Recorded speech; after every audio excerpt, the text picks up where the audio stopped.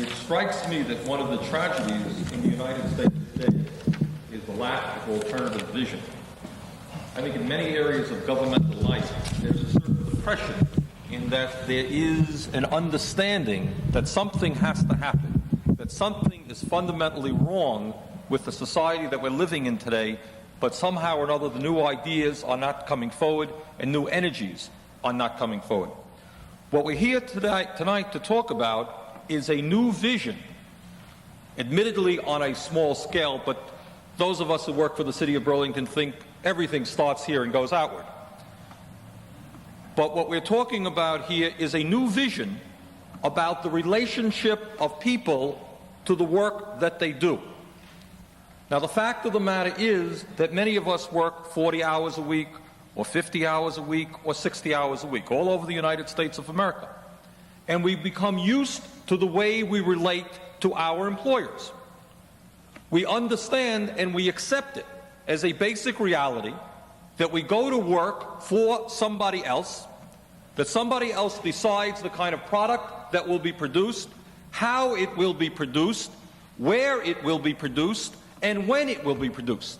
And that somebody else has the right to say that, gee whiz, we can't make money in this town anymore, and we're going to leave and go to the Dominican Republic where we can get workers for $2 or $3 a day.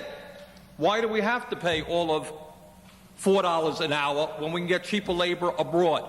I, the owner, will make that decision, and you, the worker, and you, the community that used to house this company or this factory or this office complex, tough luck. It's mine. I own it.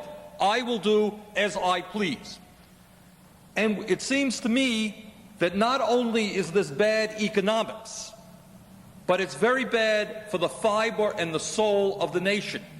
Because what it does to people is it makes all of us very childlike, very infantile, very dependent on the big daddy who has the money and can call the shots. Yes, sir. No, sir.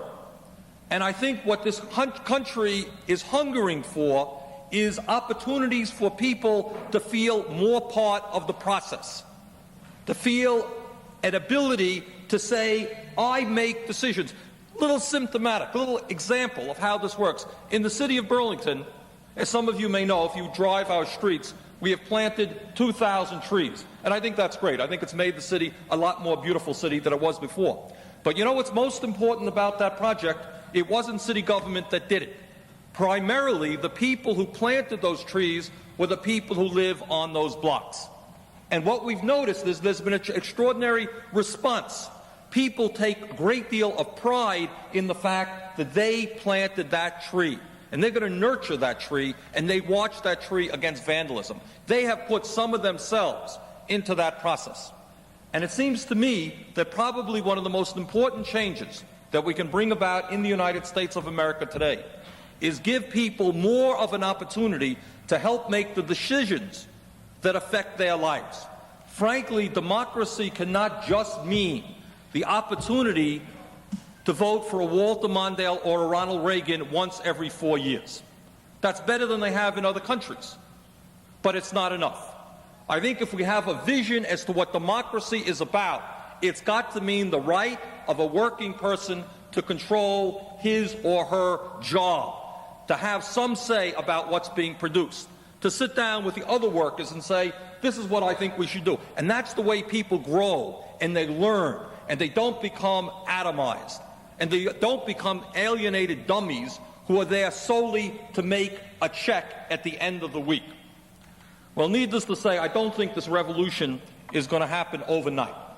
But I do think it's important that in Burlington, Vermont, and in cities and towns all over this country, workers and people who are interested in true democracy begin talking about these ideas.